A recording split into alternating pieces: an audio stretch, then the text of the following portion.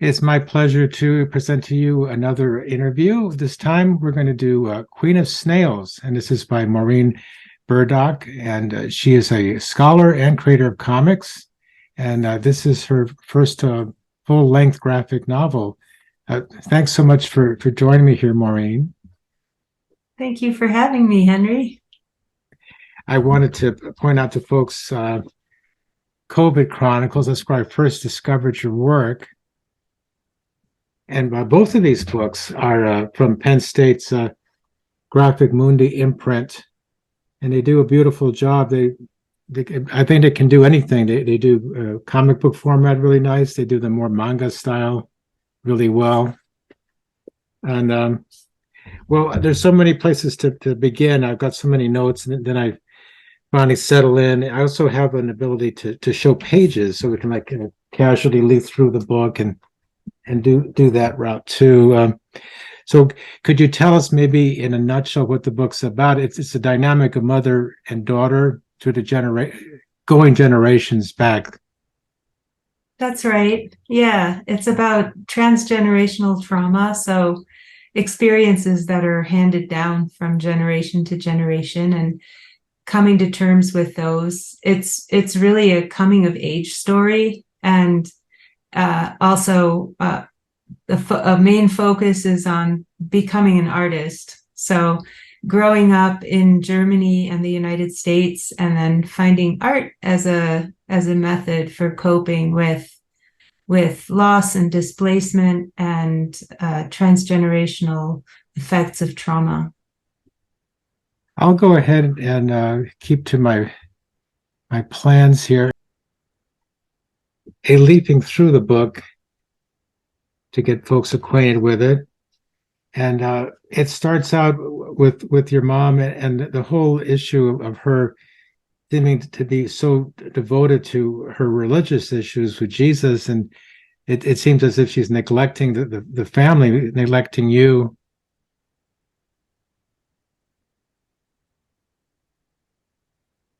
So, as it says here, Jesus seemed to be the answer for everything, except for the most important things, just being a regular person, huh? Yeah. Well, I guess it was hard for her to just be, quote unquote, a regular person, because she had such a hard time dealing with all the trauma that she went through, and she didn't deal with it very well.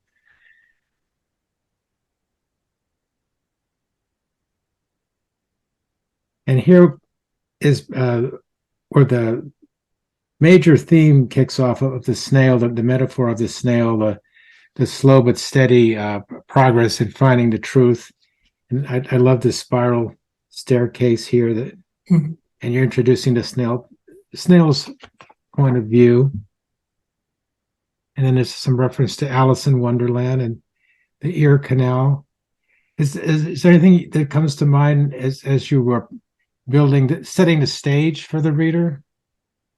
Yes, I was focusing on really time-honored fascinations with being very small, which I think goes way back to the Middle Ages in Japan. I point out in there our fascination with being tiny and seeing the world through a kind of a snail's eye view rather than the bird's eye view.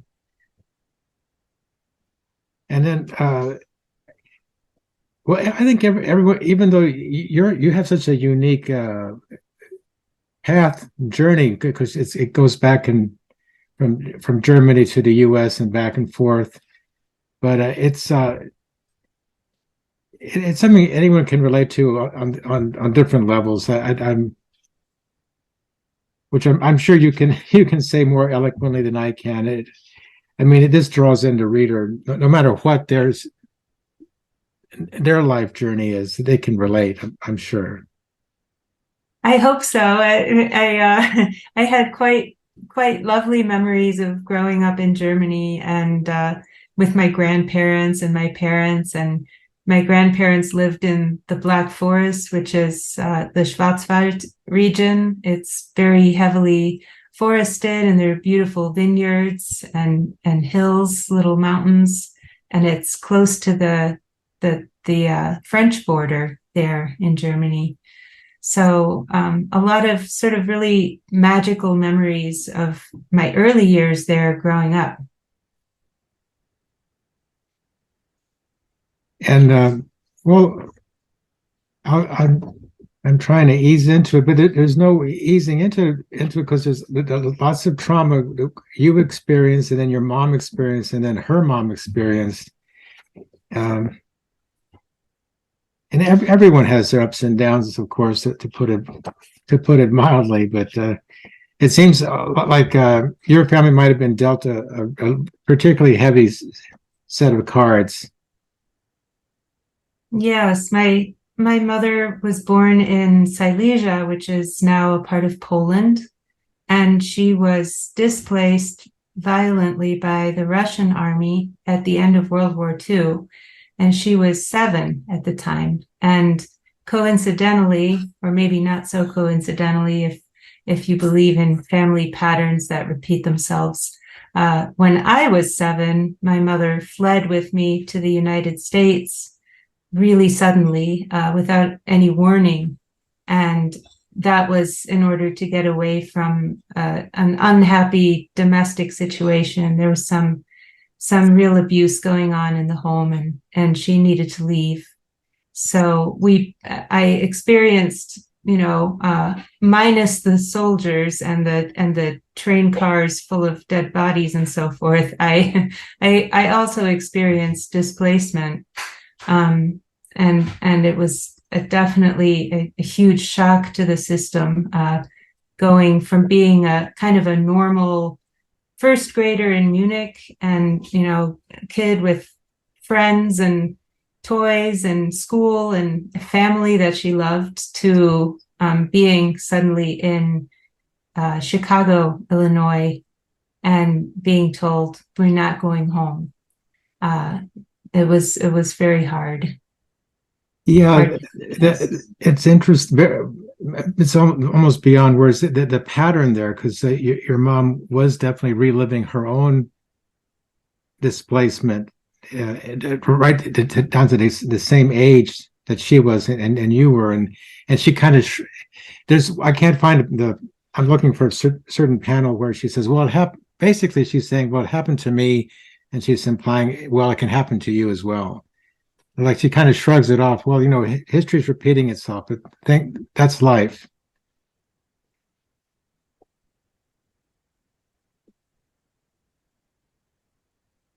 Now, here's a moment. It reminds me a little bit of Phoebe Glockner, because she's so unabashedly honest with describing her coming of age and sexuality.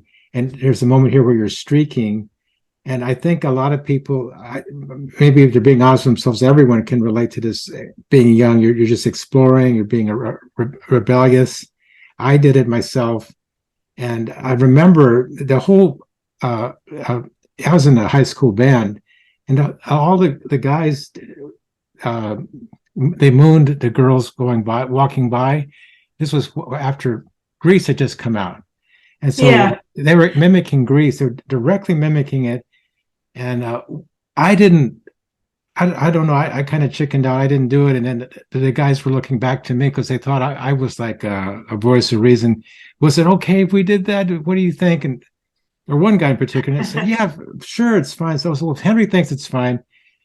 But I don't know why they would ask for my opinion, really. But it just shows that people get so caught up in the nude figures. It can conjure up shame so easily. It can conjure up so many things. Do any thoughts run into your mind as I babble on? Yeah, well, I loved drawing the middle panel on the left-hand side. I remember just feeling really defiant because I had to go to church all the time. It wasn't just on Sundays. It was Bible study. And then there were weekly things that happened where, my mother's Bible study during the week, as well as the Sunday school on Sundays. And, visiting shut-ins and special services whenever there was a holiday. And so I was never as enchanted with the religion as my mother would have liked me to be, not as devoted. And she set a really high standard for religious devotion that was hard to live up to. And so it was just kind of a comic relief for me here. Yeah. And this actually happened, and it just seemed like the ultimate sacrilegious thing to do, taking off your clothes and streaking through the church basement. I really highly doubt anybody saw me because they were all upstairs in Bible study, but it's kind of a moment of taking my power back too. Yeah. Yeah. And then these pages are about my mother's experiences in the orphanage, where her parents kind of left her for 3 years right after World War II had ended. And that's where she found God. So, which is really explains a lot. She found comfort in this religion, and also I think she found a bit of community by going to church. Yeah. Okay. Well, yeah. Yeah. A coping mechanism. Yeah. Yeah. And then in my review that I did, I love quoting from this passage about the lost children. It just fits right in. Perfect thing to quote. Is there anything that you could tell us about this? The 8 million lost children from after World War II?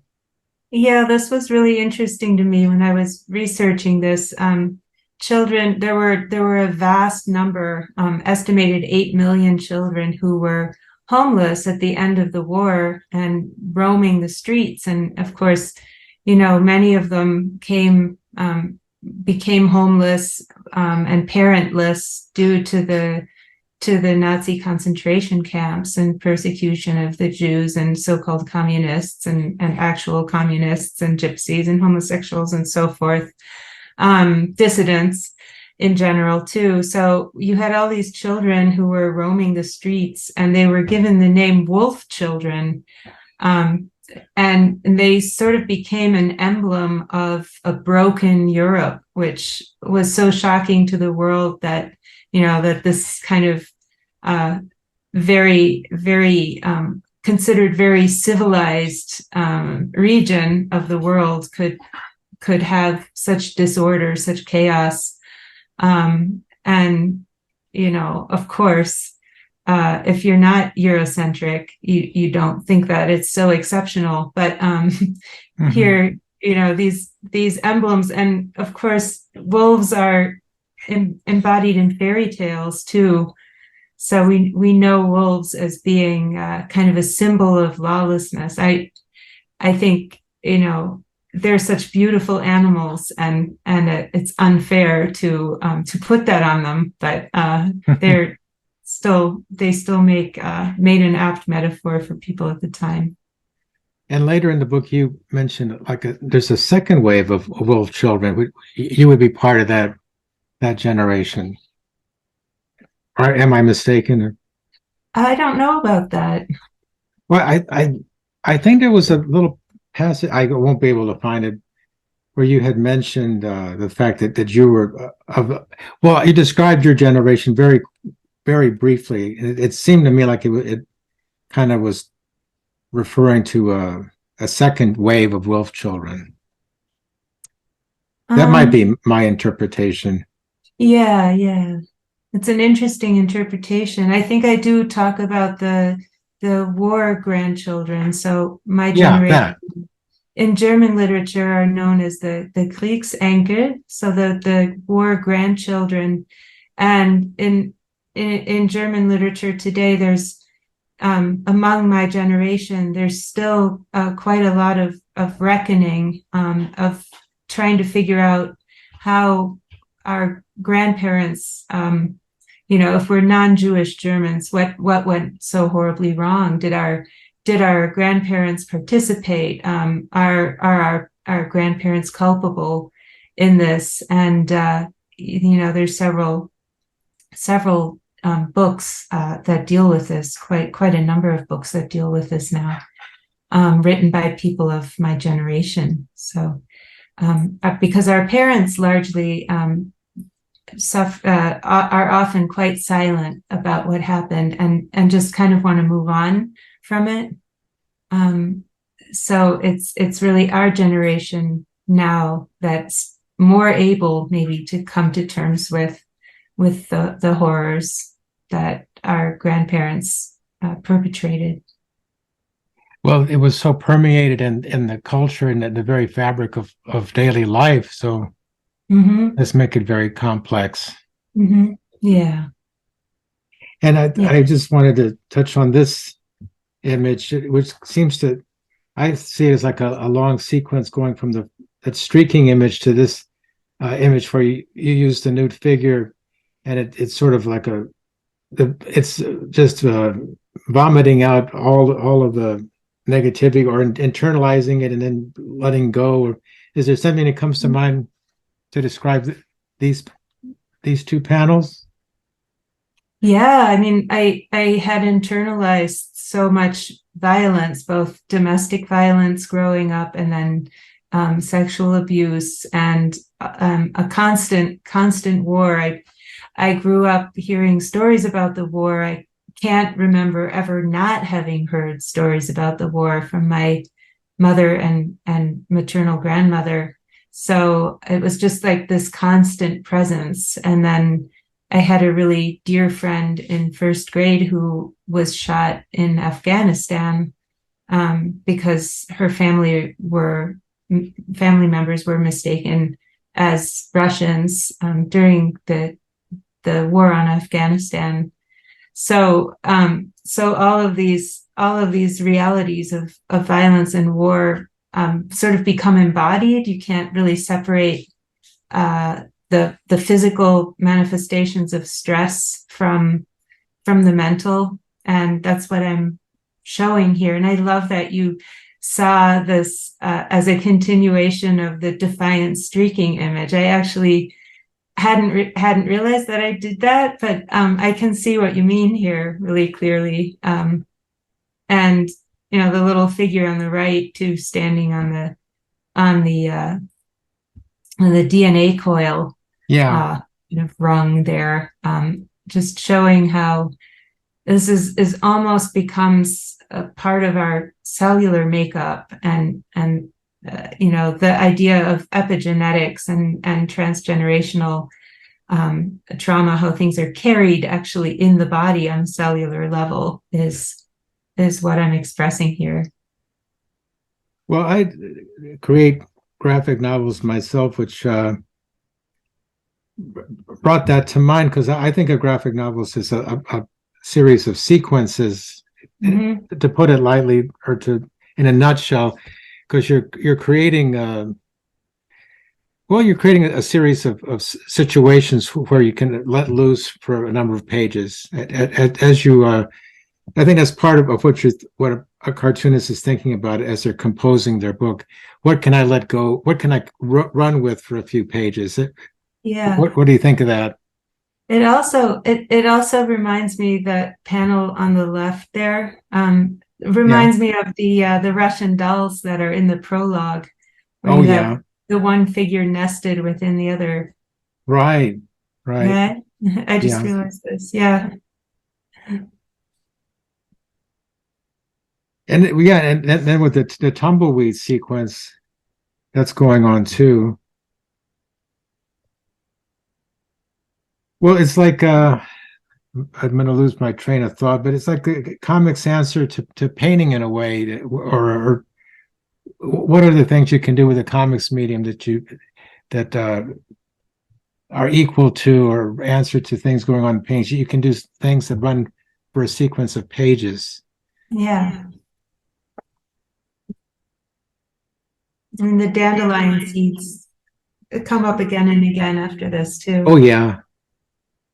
Because they're diaspores as well. So they're little bits of the plant that the plant has to let go of so that it can propagate, which is really cool. I didn't really understand that relationship of diasporic plants with the word diaspora, where Oh, yeah.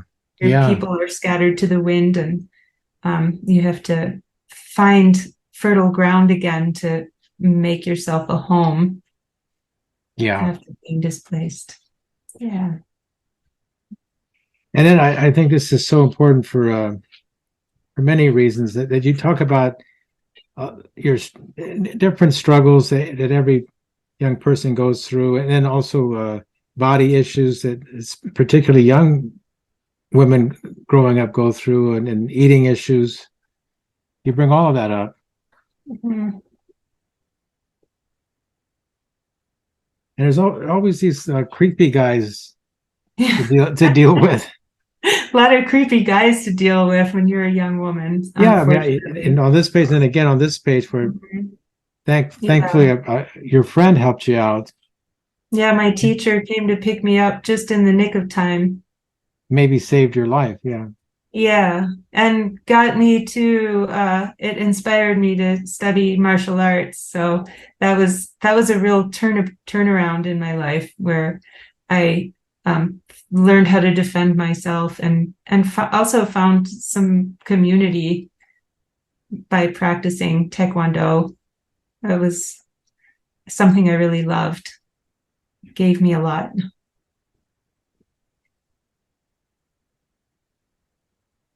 But yeah, I think the weight issues were, some of it was just wanting to disappear, basically, yeah. as things were very difficult. And then you're honest here about you have like seems like a wonderful relationship with another girl, but you're not ready to cope with all the things that life throws at you, and so you break that off, and so you bring Yeah. that up here. Yeah.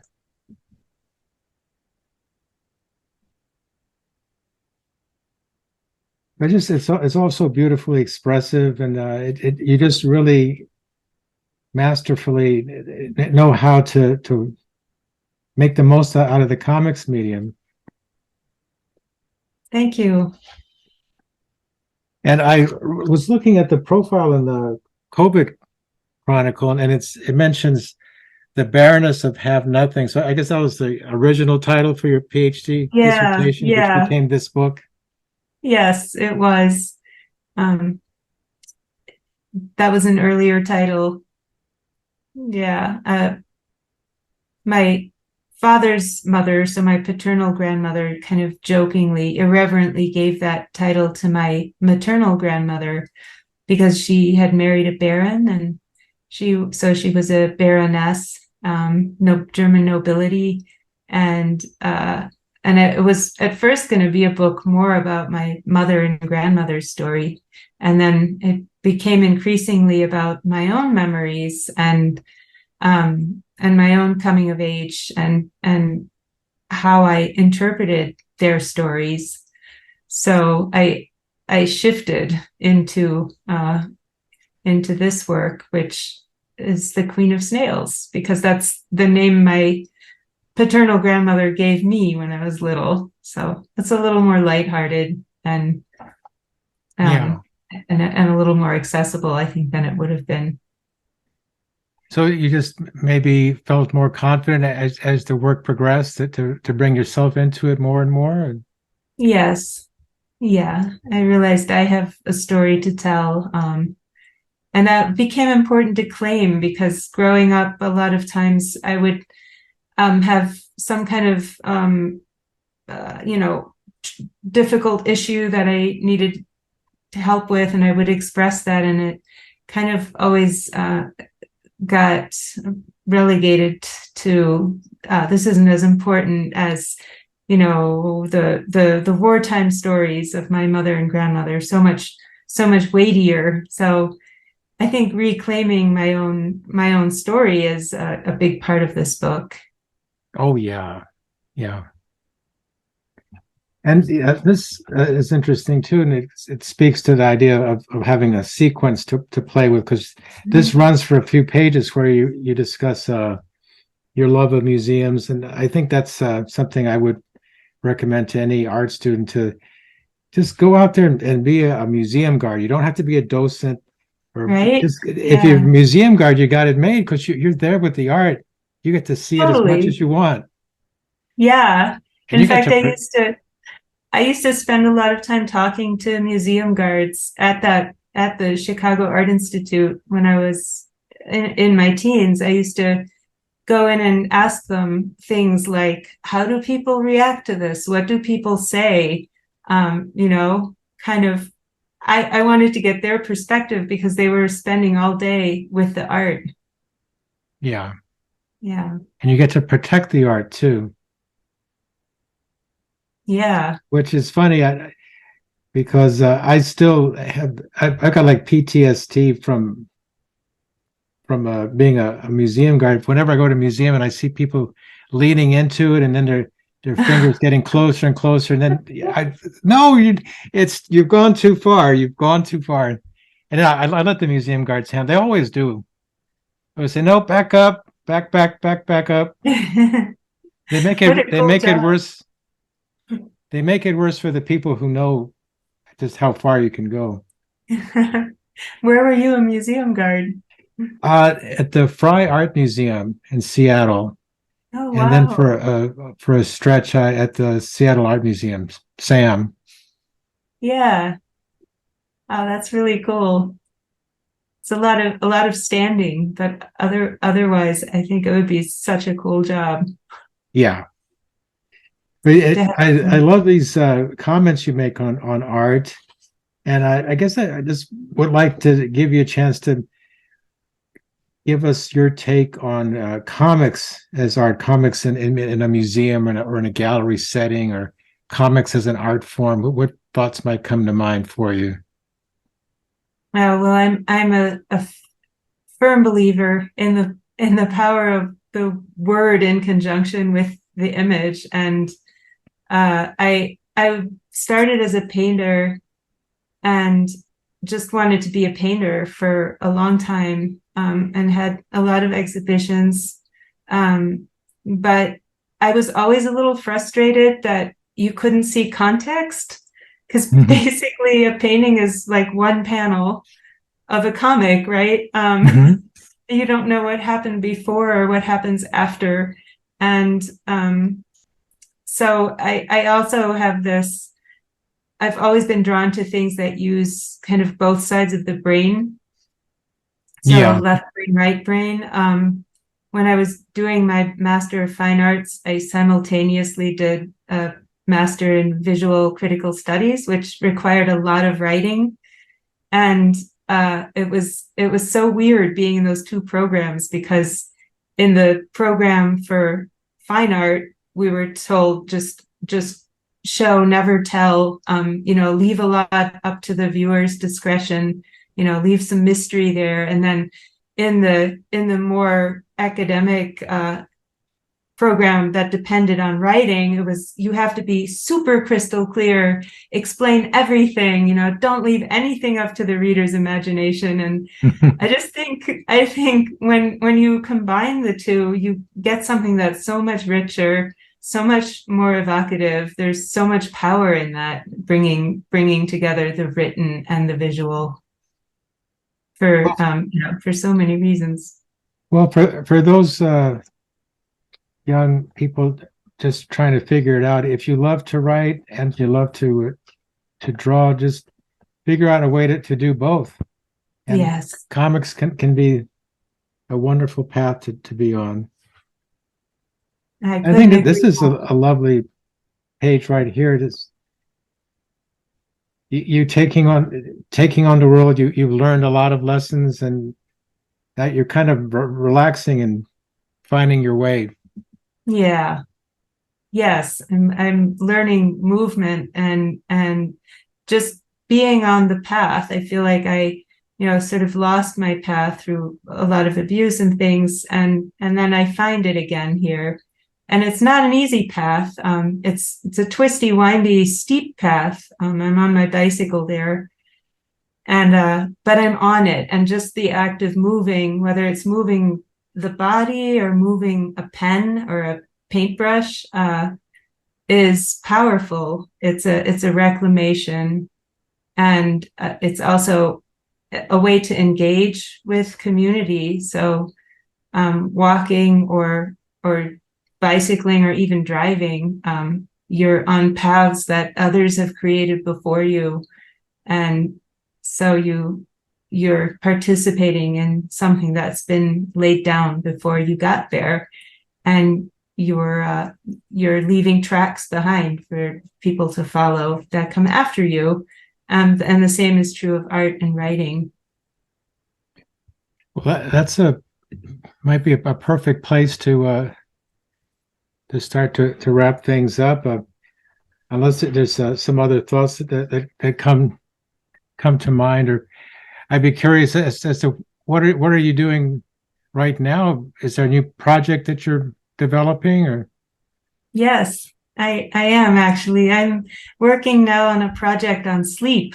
So another nonfiction. It has autobiographical elements, and I'm exploring sleep and our industrialized, post-industrial issues that many of us have with sleep, and how our kind of inability to stop and rest and turn out the lights is also impacting other species. So there's a post-humanist element to the work as well. Oh, wow. That sounds very fascinating. Well, I hate to say goodbye, but I just love this book. I ask everyone to just seek it out if you're looking for something that's meaty and coming of age, and sort of a book that goes into so many other subjects, like a book that talks about everything in a way. So, Queen of Snails. Thank you so much, Maureen. Thank you very much, Henry.